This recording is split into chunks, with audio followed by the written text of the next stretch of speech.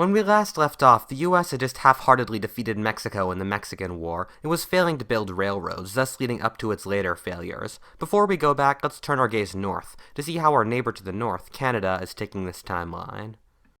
I can feel the smug Canadians thinking how in this world with a poor America they would become the dominant North American power, with the Mounties militarily occupying Chicago and loonies and toonies being the standard currency across the continent. Sadly, this is not to be.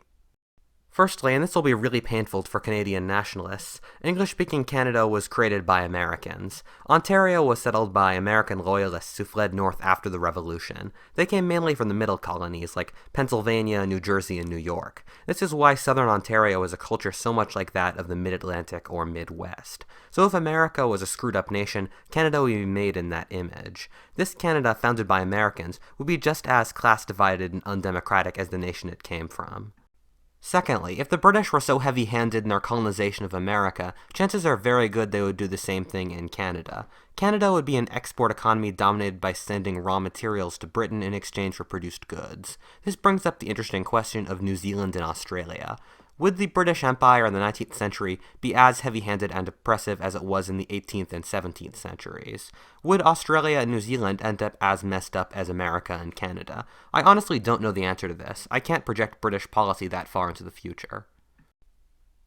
Last video was me basically gratuitously crafting an America that wouldn't industrialize and would be economically weak by a combination of factors such as British economic exploitation, class division, etc. And so what would an America be like that wouldn't industrialize? Let's check that out.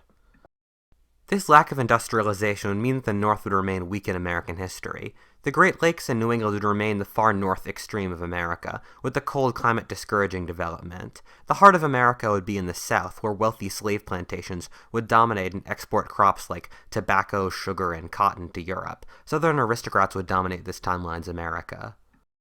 This southern predominance would result in slavery taking much longer to end, likely the 1890s or 80s. Not later, because the US would be economically dependent on Britain, because the US would exchange cash crops for British-produced goods. This economic predominance means that the British would be able to bully the Americans into giving up slavery. Instead, the landowners would simply replace it with an apartheid system similar to South Africa. I mean, it's what the Afrikaners did when they needed cheap black labor, but the British bullied them into giving up slavery. The southern aristocrats that would dominate American politics would want to colonize Central America and the Caribbean to gain new lands for slave states, as they did in our timeline. However, they would not do so, because these Central American nations would be British protectorates. America in this timeline would be dependent on the British economically, meaning that they wouldn't want to do this for fear of angering Britain, who would shut them down. Without the US having the arrogance of being the largest industrial power, and without a good navy, the US never would have started the Spanish-American War, and have never conquered Cuba and the Philippines from the Spanish. Cuba would likely gain independence through a long and brutal guerrilla war from Spain. Meanwhile, the Japanese would conquer the Philippines. Speaking of the Japanese would still industrialize without the Americans led by Matthew Perry instigating it. The British, known for their gunboat diplomacy, would probably have done a very similar thing at some point and thus prompted the same response. The late 19th century would be a golden age for America because of the winds of trade at the time. Because Europe was industrializing and needed food, this was the best era to be an agricultural nation in. We saw this in Latin America, in which nations like Argentina and Brazil did beautifully. This is why Argentina looks so good in comparison to America in our timeline at 1900, because they were at a sugar high from high agricultural prices.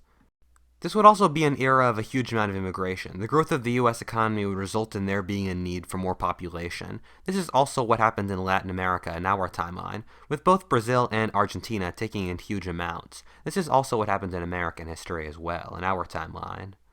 When World War I would break out, the US would immediately support the British, since the US would be economically dependent on the British.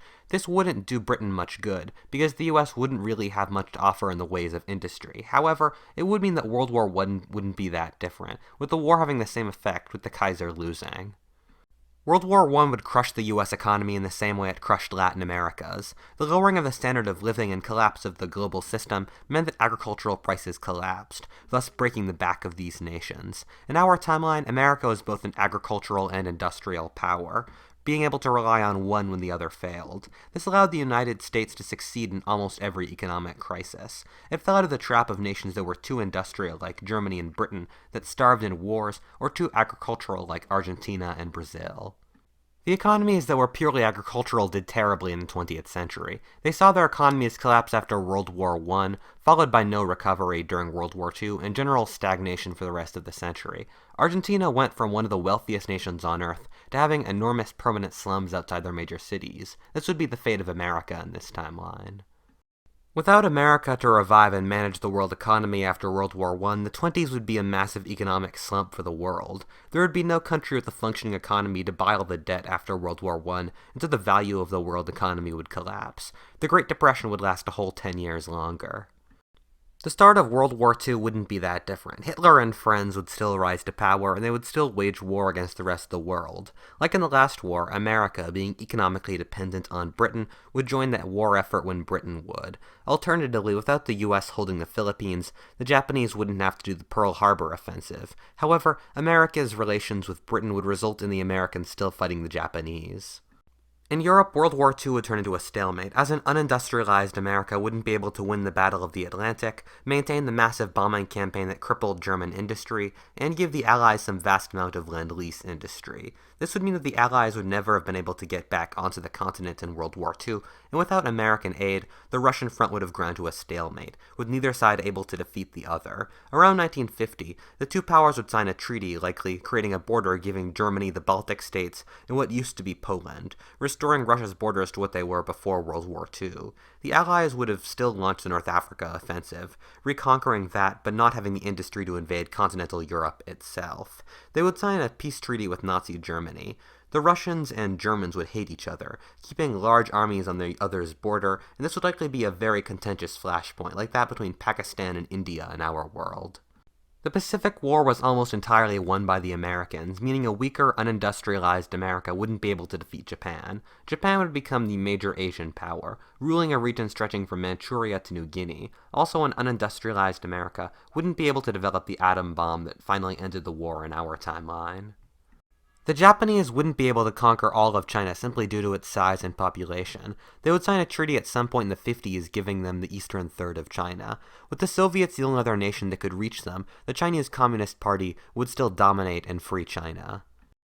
Britain, without winning the war and the American aid, and having an aggressive Nazi Germany right across the channel, would result in the British giving up their colonies much more slowly, since it would be the only thing they would have left. With the Japanese in Burma and the British not having the energy to put down an Indian revolution, the British would still give up India, however.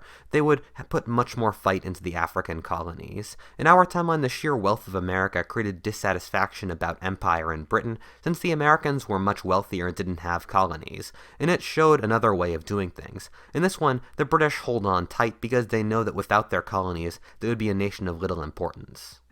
The balance of power across Eurasia and Africa would be multipolar, with Germany, Russia, Britain, and Japan competing for power and influence, balancing off against each other. Things would go from bad to worse in America. The 20th century was a pretty terrible century for almost all agricultural economies, with agricultural prices being pretty low. This would mean that the US would be very desperate for some sort of respite. This is when we saw dictatorships develop in Latin America, the 30s to 50s, with leaders like Vargas in Brazil and Perón in Argentina. They tended to be populists that ran off a platform of bringing wealth back to the poor after it had left with the lowering of agricultural prices. We can expect the same in America, where the history of failure and depression would result in election or coup of some demagogic leader. They also tended to be terrible. They generally mismanaged the economies and drove them even further into poverty and out of sync with the world economy. This would happen in America in this timeline, with the US slipping hopelessly behind the main world economies of Germany, Britain, and Japan. Many Latin American nations were actually democratic before the economic failures of the 20th century. Look at Chile and Argentina. They were more unstable and had more interruptions and civil wars than America, with a weaker economic base and class tensions, but with democracy nonetheless. America would likely be similar in this timeline, throughout the 19th century.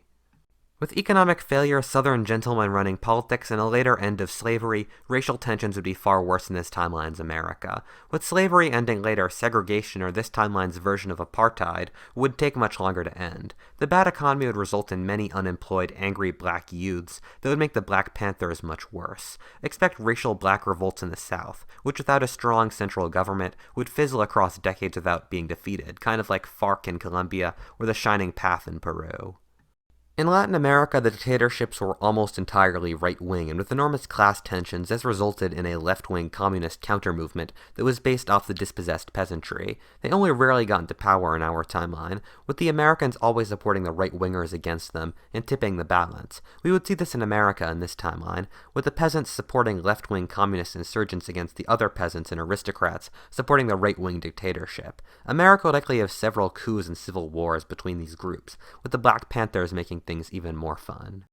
This is part of the general process that happened in the 20th century in most Latin American countries, in which the old ex-colonial aristocracy lost power to the right-wing generals and left-wing peasants. The aristocrats maintained a rigid class oppression, but maintained the rule of law pretty well, while the introduction of the lower classes into power resulted in more tensions, and they struggled over actual politics rather than just on what French wine to drink and how to keep the serfs on the land. This would happen in America, with the southern landowner aristocracy losing power. The Russians would support the left-wing communist movements, while the British, with strong connections to the dying aristocracy, and the Nazis, who would hate communists, would support the right-wingers. I'd love to give you guys a happy ending, like the one Latin America is approaching now. In our timeline, the right-wing dictatorships and communists lost and were replaced by democracies, but these democracies were almost entirely modeled off America and the world it made. If you killed off all the chickens, you won't get any eggs. So America would remain mired in poverty, in a Nazi-supported fascist dictatorship till the present. What if Altist? Thank you for watching. If you enjoyed that timeline, please comment, subscribe, or support me on Patreon. God, I'm looking forward to reading my 1,000-page history of Latin America to get ready for the inevitable What If Latin America Was Rich timeline you guys are going to make me make soon. But, as always, thank you for watching.